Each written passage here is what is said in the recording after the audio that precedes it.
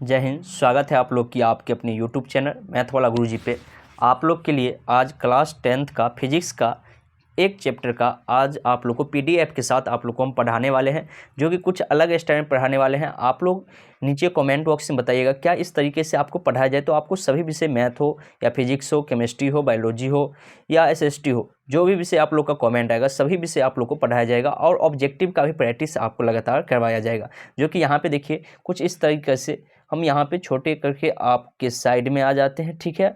और यहाँ पे आपको पीडीएफ सामने में है और इस पीडीएफ से आप लोग को हम एक एक चीज़ पढ़ाने वाले हैं। तो चलिए आज की क्लास को स्टार्ट करते हैं। आप लोग वीडियो को शेयर कर दीजिएगा अपने दोस्तों के साथ।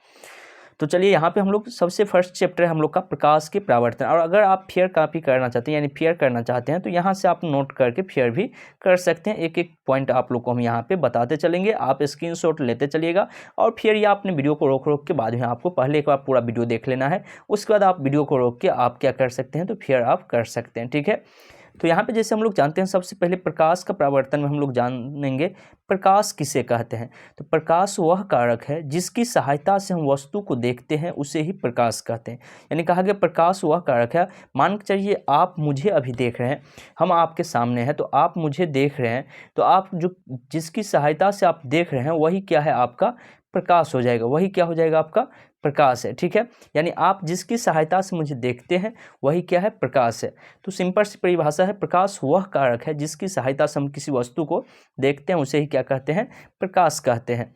चलिए आगे का पॉइंट है उसका, प्रकाश का स्रोत किसे कहते हैं।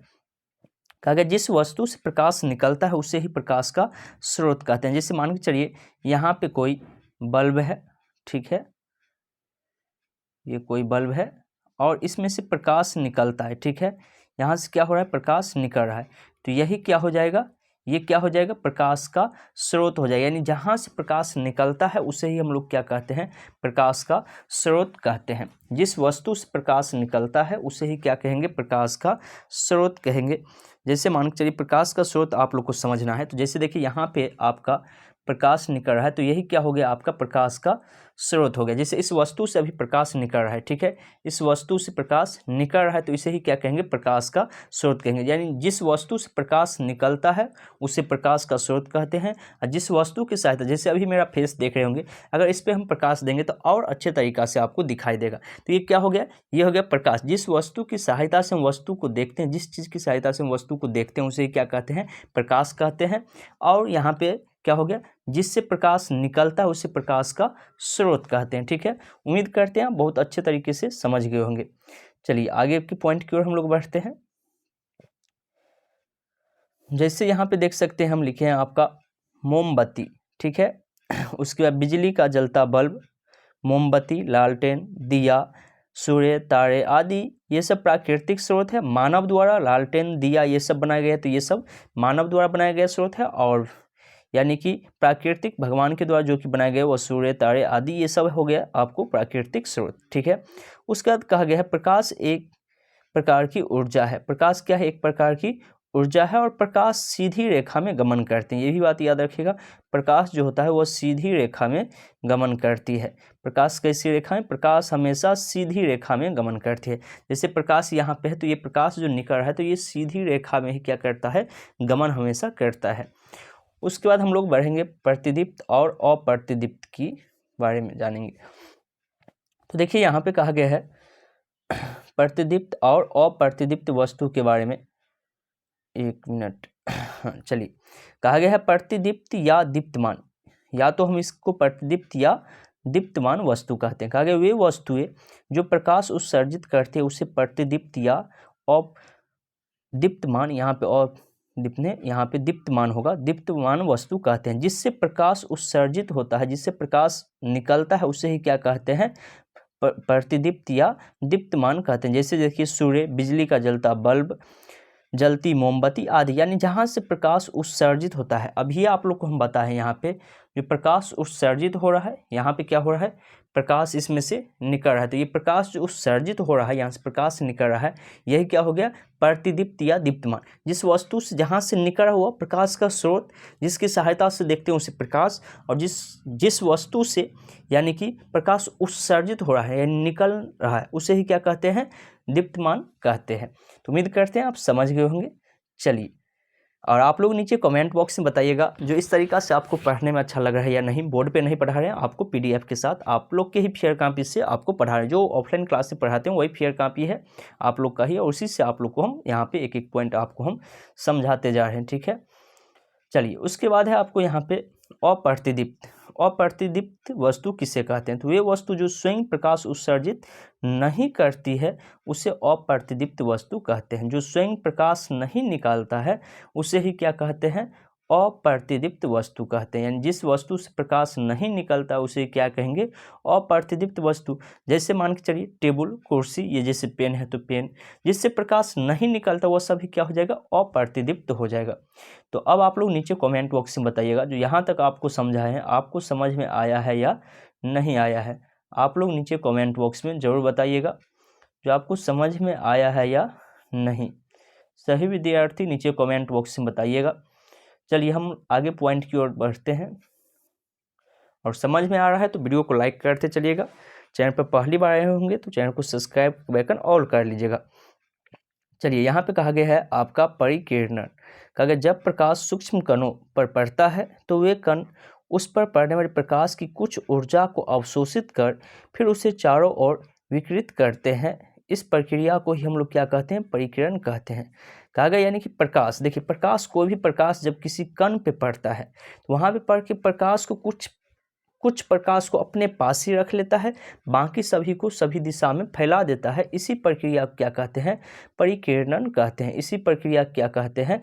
परिकिरणन कहते हैं। जैसे देखिए ये प्रकाश यहाँ पे मेरे फेस पे पड़ा, मेरे मुंह पे यहाँ पे गया, और यहाँ पे जाने के बाद क्या हुआ? तो यहाँ पे टकराया तो ये कुछ न कुछ प्रकाश को अपने पास अवशोषित करके ही रख लेगा, बाकी प्रकाश को क्या करेगा? चारों दिशा में फैला दिया। जैसे देख सकते हैं आपको यहाँ पे जैसे हम दे रहे हैं इस पर, तो प्रकाश क्या हो रहा है? चारों दिशा में फैल रहा है। तो इसका मतलब है आगे जो ये मेरा कैमरा है इसमें क्या हो रहा है? कुछ प्रकाश अवशोषित होगा, बाकी सभी को क्या करेगा? चारों दिशा में फैला देगा। तो इसे ही हम लोग क्या कहेंगे? क्या कहेंगे? इसे परिकिरणन कहते हैं। इसे क्या कहते हैं? परिकिरणन कहते हैं।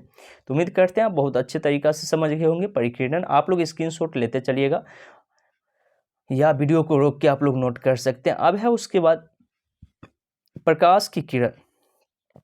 प्रकाश की किरण किसे कहते हैं? आप लोग फुल HD क्वालिटी करके देखिएगा वीडियो को तो आपको साफ साफ दिखाई देगा, ठीक है।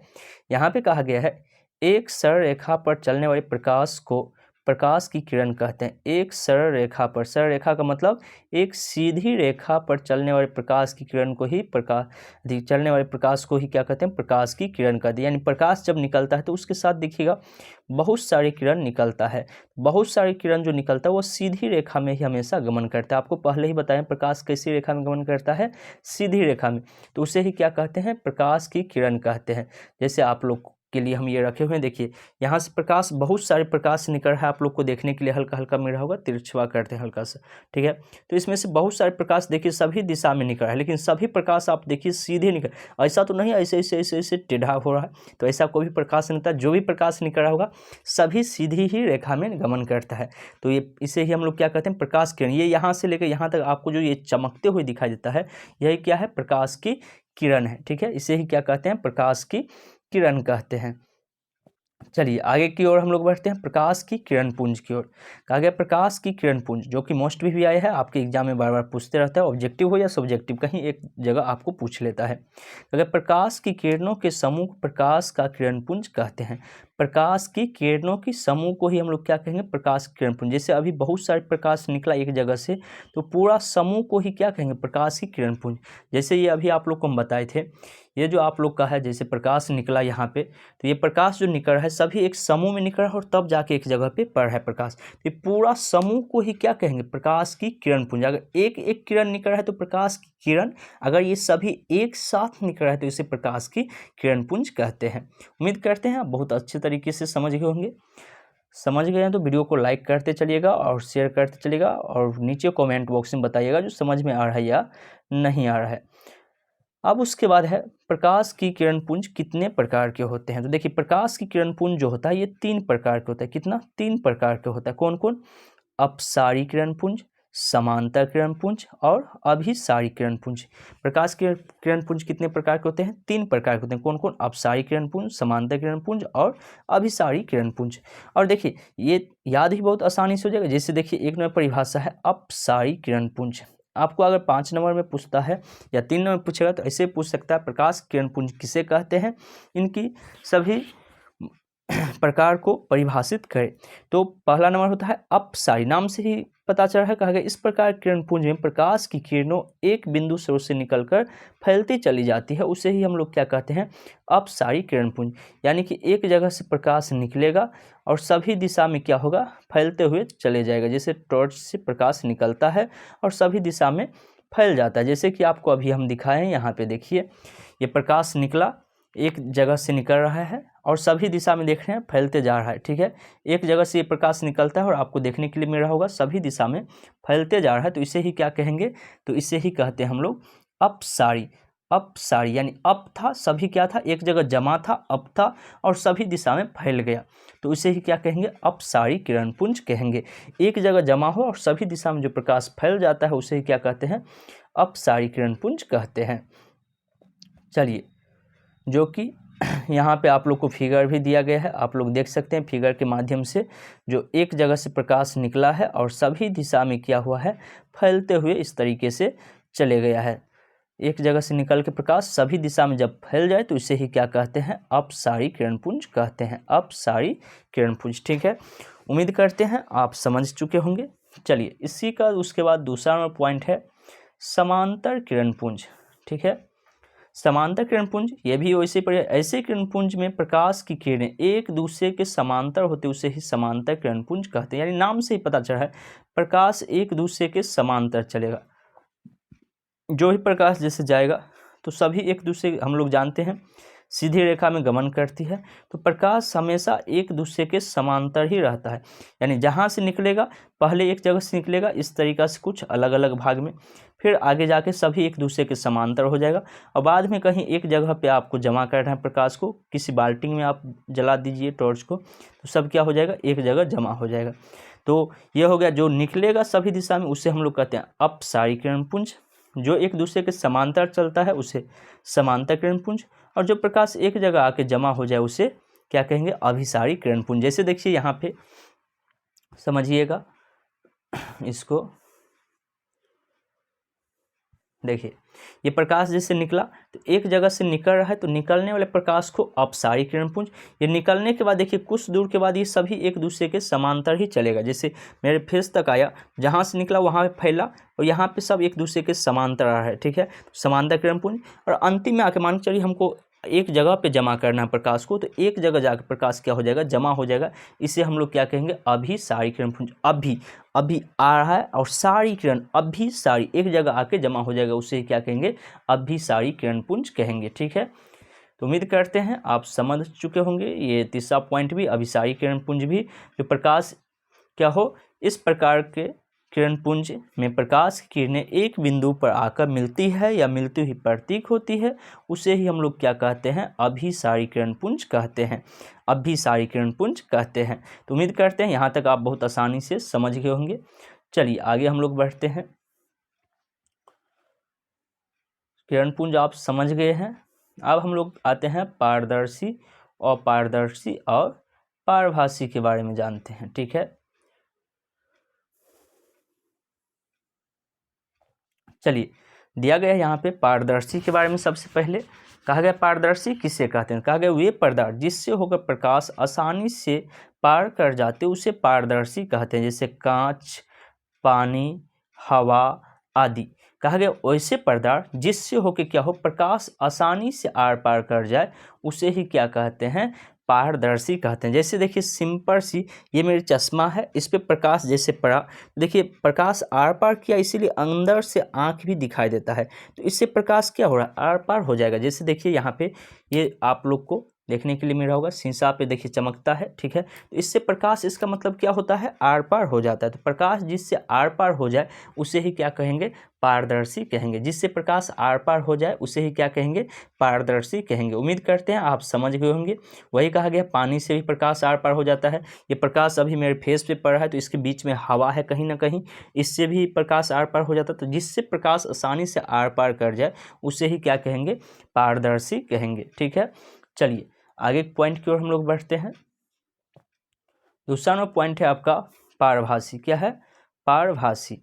पारभासी कहा गया ऐसे पदार्थ जो उन पर पड़ने वाले प्रकाश के एक छोटे से भाग को ही अपने से होके जाने देते हैं, उसे पारभासी पदार्थ कहते हैं। जैसे घिसा हुआ कांच, तेल लगा कागज, बैलून का रबर, आँख की पलक, टेनिंग पेपर, चश्मा कहते हैं चम्र, रक्त, दूध, धुआं आदि। देखिए समझिएगा, पारभासी किसे कहते हैं। कहा गया जिससे प्रकाश क्या होता है, थोड़ा सा पार कर जाए, थोड़ा सा रह जाए। जैसे घिसा हुआ कांच होगा, उससे देखिएगा प्रकाश आधा ही उस पार जाएगा, आधा नहीं जाएगा। दूध आप ले लीजिएगा, उससे प्रकाश आर पार नहीं करेगा। धुआं में देखिएगा आर पार आपको नहीं दिखाई देगा, हल्का हल्का सा इजोत रहेगा, हल्का हल्का सा अंधेरा रहेगा। तो इस टाइप के जितना भी आ जाता है ये सभी क्या हो जाता है, पारभासी कहलाता है। कौन चीज, पारभासी पदार्थ कहलाता है। पारदर्शी किसे कहेंगे, जिससे प्रकाश आर पार हो जाए उसे पारदर्शी कहेंगे।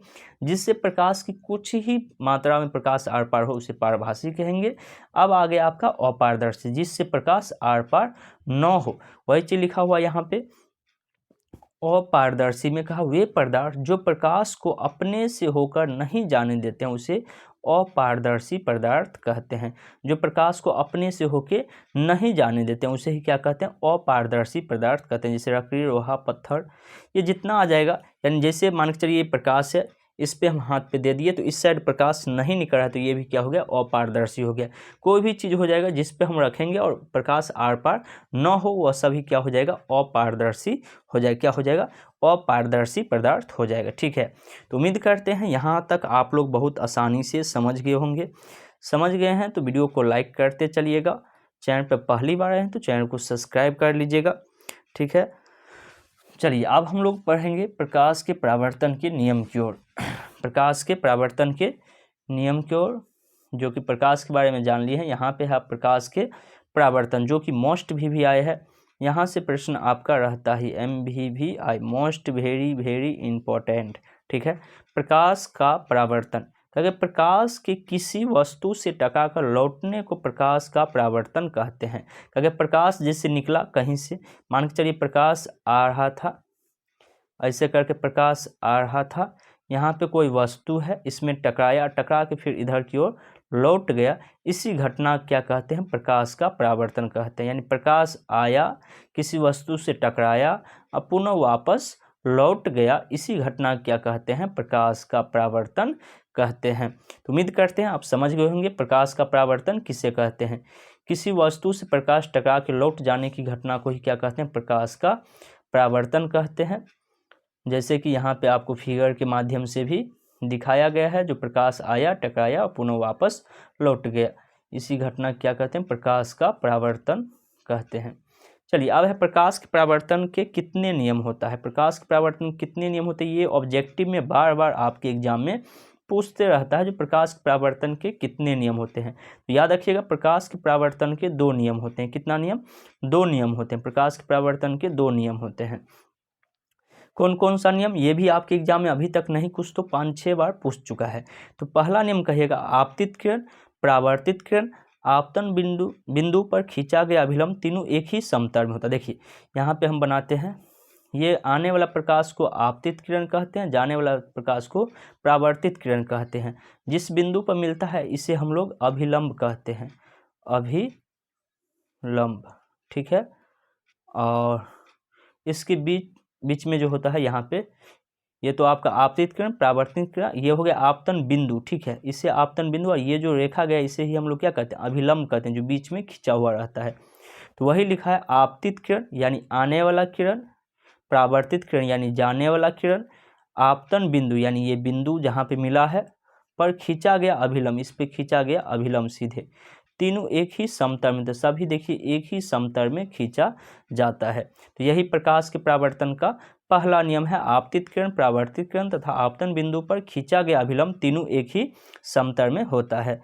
दूसरा नियम कहता है आपतन कोण परावर्तन कोण के बराबर होता है, यानी कोण आई बराबर कोण आर, कोण आई बराबर कोण आर होता है। यानी कि ये कोण जो होता है कोण आई, ये कोण आर के बराबर होता है, जो कि नीचे यहाँ फिगर भी दिया हुआ है।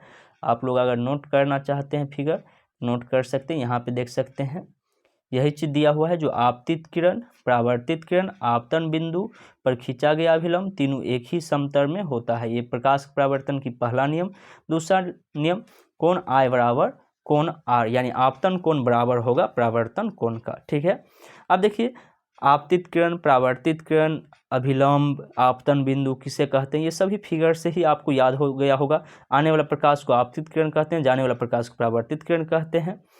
तो ये सभी पॉइंट बाय पॉइंट आप लोग को हम यहाँ पे बता देते हैं ताकि आपको लिखने में क्या हो जाए, आसानी हो जाए। जैसे देखिए आपतित किरण किसे कहते हैं, आप लोग वीडियो क्वालिटी थोड़ा सा बढ़ा के देखिएगा, वीडियो फुल HD क्वालिटी में डलाता है, इसीलिए अगर आप क्वालिटी कम करके देखिएगा तो आपको अच्छे से वीडियो नहीं दिखाई देगा। तो इसीलिए आप लोग को बार बार कह रहे हैं जो जब भी वीडियो देखिए तो वीडियो का क्वालिटी थोड़ा सा बढ़ा के देखिएगा। ठीक है, कहा गया किसी सतह पर पड़ने वाली किरण को आपतित किरण कहते हैं। किसी सतह पर देखते हैं प्रकाश यानी ऐसे करके जा रहा है और एक सतह यहाँ पे समतल ये दर्पण लगा हुआ, ऐसे करके जो लगा हुआ है, जब भी ऐसे ऐसे खींचा हुआ है तो ये दर्पण है। ठीक है, तो आने वाला प्रकाश को ही क्या कहते हैं, आपतित। किसी सतह पर पड़ने वाले प्रकाश को ही क्या कहते हैं, आपतित किरण कहते हैं। चलिए आगे के पॉइंट की ओर हम लोग बढ़ते हैं। यहाँ पे वही सारी चीज को परिभाषित करना है। उसके बाद है आपका आपतन बिंदु। क्या है, आपतन बिंदु। तो अभी ये बताएं ऐसे करके प्रकाश आया, ठीक है, ये तो समतल दर्पण है और इस दर्पण पर जो प्रकाश पड़ा तो ये आने वाले किरण को आपतित किरण, और जहाँ पे ये बिंदु पे मिलेगा इसे ही क्या कहेंगे, आपतन बिंदु। आने वाला बिंदु है इसीलिए आपतन बिंदु। जिस बिंदु पर आपतित किरण सतह से टकराती है उससे आपतन बिंदु कहते हैं। सतह से टकराती है इसी बिंदु क्या कहते हैं, आपतन बिंदु कहते हैं। उसके बाद है परावर्तित किरण। परावर्तित किरण किसे कहेंगे, तो जिस माध्यम, जैसे हवा में चढ़कर आपतित किरण सतह पर आती है उसी माध्यम से लौट गई किरण को परावर्तित किरण कहते हैं। यानी ये आया और आने के बाद यहाँ से टकराया और टकरा के पुनः वापस लौट गया, तो इसे ही क्या कहेंगे, तो इसे ही कहेंगे हम लोग परावर्तित किरण। ठीक है, उम्मीद करते हैं आप समझ गए होंगे। और आपतन कोण और परावर्तन कोण के बीच जो कोण बनेगा और यहाँ पर एक अभिलंब खिंचाता है, इसे ही अभिलंब, जो कि यहाँ पे आपका परिभाषा भी है दिया हुआ। चलिए, कहा गया अभिलंब किसे कहते हैं, आप लोग स्क्रीनशॉट लेते चलिएगा या वीडियो को रोक के लिखते चलिएगा। अभिलंब कहा गया किसी समतल सतह से किसी बिंदु पर खींचे गए लंब को उस बिंदु का अभिलंब कहते हैं। यानी कि अभी हम बनाए जब, तो ये आया इस बिंदु से टकराया, तो इसके बीच में कहा गया किसी सतह से किसी बिंदु पर, यहाँ पे एक बिंदु है आपतन बिंदु, इस पर खींचा गया लंब। लंब का मतलब सीधा होता है, सीधा खींचा गया जो होता है रेखा, इसे ही क्या कहते हैं, अभिलंब कहते हैं। इसे ही क्या कहते हैं, अभिलंब कहते हैं। उम्मीद करते हैं यहाँ तक आप समझ गए होंगे। अब है आपका आपतन कोण। तो आपतित किरण और आपतन बिंदु पर खींचे गए अभिलंब से जो कोण बनता है उसे ही आपतन कोण कहते हैं। यानी देखिए आपतित किरण ये था आपका आने वाला, आपतन बिंदु जहाँ पे टकराया, बीच में अभिलंब, इसके बीच में जो कोण बनेगा इसे ही क्या कहेंगे, आपतन कोण कहेंगे। इसे ही क्या कहेंगे, आपतन कोण। और इसे सेम इधर क्या बनेगा, परावर्तन कोण, जो कि नीचे यहाँ पे आपको परिभाषा दिया हुआ परावर्तन कोण का। तो परावर्तन कोण का वही परिभाषा सेम है, बस कहा गया है परावर्तित किरण आपतन बिंदु पर खींचे गए अभिलंब से जो कोण बनता है उसे परावर्तन कोण कहते हैं। उम्मीद करते हैं बहुत आसानी से आप समझ गए होंगे। चलिए आगे हम लोग बढ़ते हैं।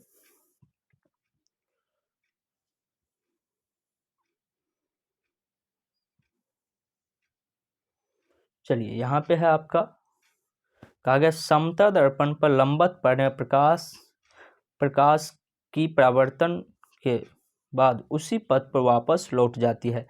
अगर समतल दर्पण अगर कोई है, एक मिनट, यहाँ पे एक समतल दर्पण हम बनाते हैं और समतल दर्पण कहा गया, कोई समतल दर्पण है, ठीक है, इस पर कोई प्रकाश सीधे पड़ता है, लंबवत का मतलब आपको बताएं सीधे, तो अगर प्रकाश सीधी रेखा में जाता है तो पुनः इसी रेखा से क्या होगा, वापस आ जाएगा, यानी कि जब 90 डिग्री कोण बनाएगा, अगर प्रकाश कभी सीधी रेखा में पड़ता है, यहाँ से सीधी रेखा में अगर जाएगा तो पुनः वह वापस उसी पे आ जाएगा, वही पॉइंट लिखा हुआ है। उसके बाद हम लोग आते हैं प्रतिबिंब के बारे में। प्रतिबिंब किसे कहते हैं, तो किसी बिंदु स्रोत से आती प्रकाश किरण दर्पण से परावर्तन के बाद जिस बिंदु पर मिलती है या जिस बिंदु से आती हुई प्रतीक होती है, उसे उस बिंदु स्रोत का प्रतिबिंब कहते हैं, उसे उस बिंदु स्रोत का क्या कहते हैं, प्रतिबिंब। यानी कि कोई वस्तु है, यहाँ पे मान के चलिए कोई बौआ है, ठीक है, और यहाँ पे कहा गया किसी बिंदु स्रोत से आती प्रकाश की किरण दर्पण से परावर्तन के बाद जिस बिंदु पर मिलती है या मिलती हुई प्रतीक होती है, उसे ही हम लोग क्या कहेंगे, प्रतिबिंब कहेंगे। यहाँ पे एक दर्पण लगा दिया है, इससे टकरा के जो आता है उसे ही हम लोग क्या कहेंगे, प्रतिबिंब कहेंगे। प्रतिबिंब पूछेगा कितने प्रकार के होते हैं, तो प्रतिबिंब याद रखिएगा, प्रतिबिंब 2 प्रकार के होते हैं, प्रतिबिंब 2 प्रकार के होते हैं। कौन कौन, तो वास्तविक प्रतिबिंब, कौन, वास्तविक प्रतिबिंब, और दूसरा होता है आभासी प्रतिबिंब। आभासी प्रतिबिंब का ही दूसरा नाम है काल्पनिक प्रतिबिंब। याद रखिएगा, बहुत ज़्यादा कन्फ्यूजन बच्चे रहते हैं, जो काल्पनिक प्रतिबिंब अलग है और वास्तविक प्रतिबिंब अलग है, तो ये दोनों अलग अलग नहीं है, दोनों सेम ही है, वास्तविक प्रतिबिंब और आभासी प्रतिबिंब, ठीक है, दोनों एक ही नाम है। तो अगर प्रतिबिंब का परिभाषा याद हो जाएगा तो वास्तविक प्रतिबिंब भी आपको याद हो जाएगा। वास्तविक प्रतिबिंब किसे कहेंगे, किसी बिंदु स्रोत से आती प्रकाश की किरणें दर्पण से परावर्तन के बाद जिस बिंदु पर वास्तव में मिलती है, बस ये याद रखना है, जिस बिंदु पर वास्तव में मिलती है उसे उस बिंदु स्रोत का वास्तविक प्रतिबिंब कहते हैं, उसे उस बिंदु स्रोत का वास्तविक प्रतिबिंब कहते हैं। यहाँ से ऑब्जेक्टिव भी बहुत सारे पूछता है, जैसे देखिए यहाँ पे पॉइंट लिखा हुआ है आपका, वास्तविक प्रतिबिंब को हम पर्दे पर क्या कर सकते हैं, प्राप्त कर सकते हैं। वास्तविक प्रतिबिंब को पूछा जाता है किस प्रतिबिंब को पर्दे प्राप्त कर सकते हैं, तो वास्तविक प्रतिबिंब। वास्तविक प्रतिबिंब वस्तु की अपेक्षा हमेशा उल्टा होता है, वास्तविक प्रतिबिंब हमेशा क्या होगा, वस्तु की अपेक्षा वो हमेशा उल्टा दिशा में बनता है, ये पॉइंट भी याद रखिएगा। चलिए आगे पॉइंट की ओर हम लोग बढ़ते हैं।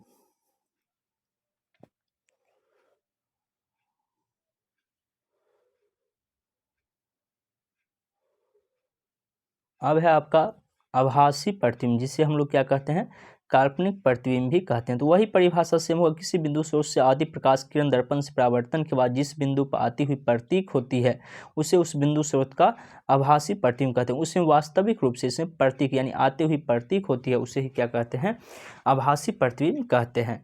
इसका पॉइंट याद रखिएगा, आभासी प्रतिबिंब को हम लोग पर्दे प्राप्त नहीं कर सकते। याद रखिएगा, वास्तविक प्रतिबिंब को आपको कभी कभी दोनों में पूछ लेता है, वास्तविक प्रतिबिंब और आभासी प्रतिबिंब में अंतर स्पष्ट करें, तो वहाँ पे ऐसे ही लिखिएगा, वास्तविक प्रतिबिंब को पर्दे प्राप्त कर सकते हैं, काल्पनिक प्रतिबिंब को पर्दे प्राप्त नहीं कर सकते हैं। उसके बाद लिखेंगे वास्तविक प्रतिबिंब हमेशा उल्टा होता है, जबकि आभासी प्रतिबिंब हमेशा क्या होता है, सीधा होता है। क्या कैसा होता है, सीधा होता है।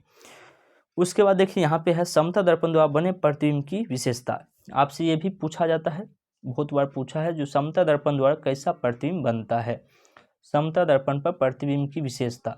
देखिए उसका 5 पॉइंट यहाँ पे है, ये कभी कभी 3 नंबर में पूछ लेता है, कभी कभी 5 नंबर में पूछ लेता है, ठीक है, कभी 2 नंबर में भी पूछ लेता है, इन पूछा हुआ है ये भी प्रश्न। तो देखिए प्रतिबिंब दर्पण के पीछे बनेगा, जब भी समतल दर्पण जो होता है, समतल दर्पण कहा गया इस पे जो प्रतिबिंब बनेगा वो पर्दे पीछे हमेशा बनता है, ठीक है, ये क्या बनेगा, पीछे बनेगा। दूसरा में कहा गया प्रतिबिंब का आकार वस्तु के आकार के बराबर होगा, जितना बड़ा प्रतिबिंब होगा, आगे हम लोग पढ़ेंगे इस तरह से दर्पण करके, तो जितना बड़ा कहा गया प्रतिबिंब होगा उतना ही बड़ा उसका क्या होगा, वस्तु का आकार भी बनेगा। उसके बाद पॉइंट है प्रतिबिंब वस्तु की अपेक्षा हमेशा सीधा बनता है। समतल दर्पण में कैसा बनता है, प्रतिबिंब सीधा ही बनता है। उसके बाद पॉइंट है प्रतिबिंब पार्श्व रूप से उल्टा होता है। जैसे मान के चलिए मेरा ही नाम रमन आर से शुरू होता है, तो ये पार्श्व रूप से उल्टा का मतलब कुछ इस तरीका से हमेशा बनता है, ठीक है। उल्टा कहने का मतलब सीधा ही होगा, लेकिन पार्श्व रूप से, पार्श्व का मतलब हुआ सिर्फ घूम जाएगा, दायां वाला बायां, बायां वाला दायां दिखाई देगा। 5वां नंबर पॉइंट है प्रतिबिंब आभासी होता है, अतः हम इसे पर्दे प्राप्त नहीं कर सकते हैं, और समतल दर्पण द्वारा बने प्रतिबिंब को हम लोग पर्दे प्राप्त नहीं कर सकते हैं। याद रखिएगा, समतल दर्पण द्वारा बने प्रतिबिंब को हम लोग पर्दे प्राप्त नहीं कर सकते हैं। चलिए आगे एक पॉइंट हम लोग बढ़ते हैं।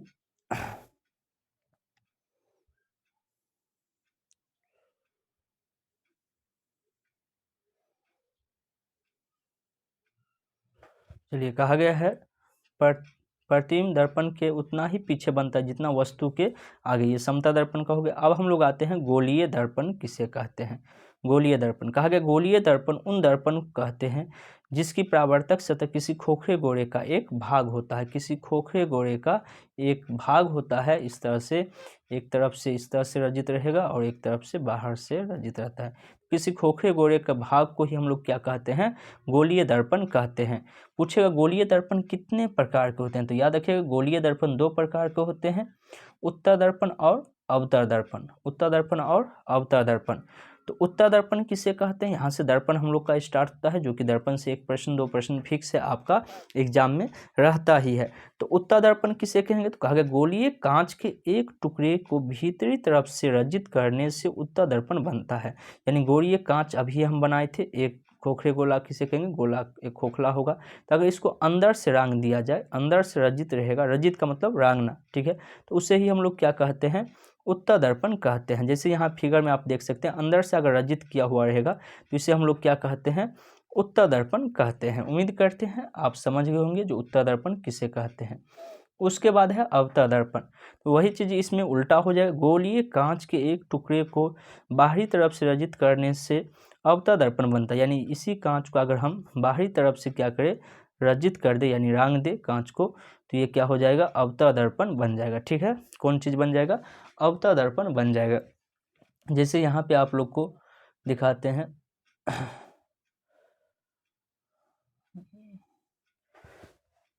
देखिए अवतल दर्पण बनाना जब सिखाए थे विद्यार्थी को तो वह बनाया भी था। और इस अवतल दर्पण में जब भी कोई वस्तु को हम लोग देखेंगे तो क्या होगा, प्रतिबिंब बहुत बड़ा दिखाई देगा। तो इसके बारे में विशेषता हम लोग अवतल दर्पण के बारे में आगे हम लोग पढ़ने वाले हैं इसी चैप्टर में। बहुत सारी चीज़ अभी अवतल दर्पण के बारे में, उत्तल दर्पण के बारे में पॉइंट बाय पॉइंट पढ़ना है इसमें, ठीक है।